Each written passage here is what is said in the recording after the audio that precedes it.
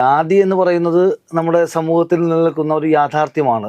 അപ്പോൾ നമ്മൾ ഈ പറയുന്ന 2025 ആധുനിക കാലഘട്ടമായെങ്കിൽ പോലും ജാതിപരമായിട്ടുള്ള അധിക്ഷേപങ്ങളും അല്ലെങ്കിൽ ജാതിപരമായിട്ടുള്ള വിവേചനങ്ങളും ഒരു ജാതിപരമായിട്ടുള്ള മറ്റ് പലതരത്തിലുള്ള കാര്യങ്ങളുമൊക്കെ നമ്മുടെ സമൂഹത്തിൽ പൂർണ്ണമായും ഇല്ലാതായി എന്ന് നമുക്ക് പറയാൻ കഴിയത്തില്ല. പല കോണുകളിലും പല കാര്യങ്ങളും നമ്മൾ കാണുന്നുമുണ്ട്.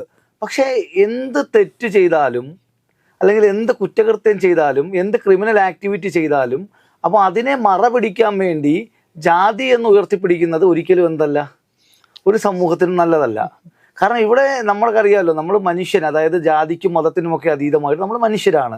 സ്വാഭാവികമായിട്ട് നമുക്കറിയാം നമ്മുടെ നാട്ടിൽ കുറേ ചരിത്രാതീത കാരണങ്ങൾ കൊണ്ട് കുറേ സമുദായങ്ങളും അല്ലെങ്കിൽ കുറേ സമൂഹങ്ങളൊക്കെ തന്നെ കുറേ പാർശ്വവൽക്കരിക്കപ്പെട്ടു അല്ലെങ്കിൽ പിന്നോക്കം പോയൊരു ചരിത്രമുണ്ട്.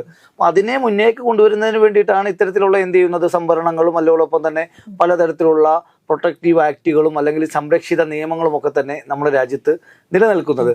പക്ഷെ അതൊക്കെ തന്നെ എന്താണ്, അതാത് വിഭാഗങ്ങളുടെ ഉന്നതിക്ക് വേണ്ടിയിട്ടാണ് ഇത്തരം നിയമങ്ങളും അതോടൊപ്പം തന്നെ അല്ലെങ്കിൽ അവരെ എന്താണ് മുഖ്യധാരയിലേക്ക് എത്തിക്കാൻ വേണ്ടിയിട്ടാണ് എന്ത് ചെയ്യുന്നത് എല്ലാ കാര്യങ്ങളും ചെയ്തു വരുന്നത്.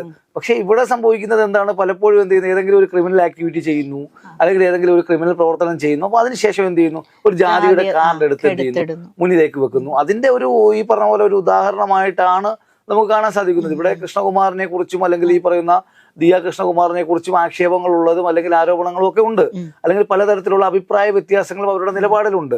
പക്ഷേ ഇവിടെ നമ്മൾ കണ്ടതാണ്, ദൃശ്യങ്ങൾ വളരെ എന്താണ് വ്യക്തമാണ്. എന്താണ് അവരെന്ത് ചെയ്യുന്നത്, ഒരു സ്ഥാപനത്തിലെ ജീവനക്കാര് അതെന്തുമായിക്കൊള്ളട്ടെ, ആ സ്ഥാപനത്തിന്റെ എന്താണ് ഈ പറയുന്ന സ്ക്രീൻ ഇതിൽ എന്ത് ചെയ്യുന്നു മാറ്റിക്കൊണ്ട് എന്ത് ചെയ്യുന്നു, അവർ സ്കാനറിൽ മറ്റൊരു സാധനം അവരുടെ സ്വന്തം അക്കൗണ്ടിന്റെ അത് എടുത്തു വെച്ചിട്ട് വീഡിയോ അതിൻ്റെ എന്ത് ചെയ്യുന്നു, ആളുകൾ കസ്റ്റമേഴ്സിന്റെ കയ്യിൽ നിന്ന് പണം സ്വീകരിക്കുന്നതും ആ പണം അവരുടെ അക്കൗണ്ടിലേക്ക് വന്നിട്ടുള്ളതും അവരിപ്പോ പറയുന്നത് എന്താണ്, ടാക്സ് വെട്ടിക്കാൻ വേണ്ടി അവർ ചെയ്യിപ്പിച്ചതാണെന്ന്.